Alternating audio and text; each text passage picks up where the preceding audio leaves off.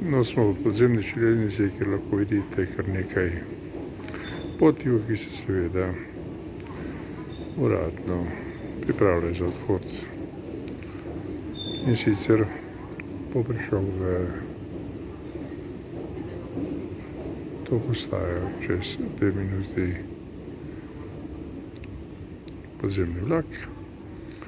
In mi vam želimo pokazati, da v bistvu večina potnikov že nosi maske.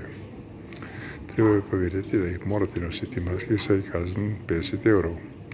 V primeru, da boste v petek prišli v trgovino, banko ali pošto, pa boste morali prav tako imeti masko na sebi. Če ne, bo kazen tam tudi takšna, kot govorimo zdaj o podzemni železnici, tramvajih ali avtobusih. Lepo se imejte in to je Katrina, ki zdaj posebej za vas, če boste v avstrijsko prestolnico prišli zdaj ali po petek.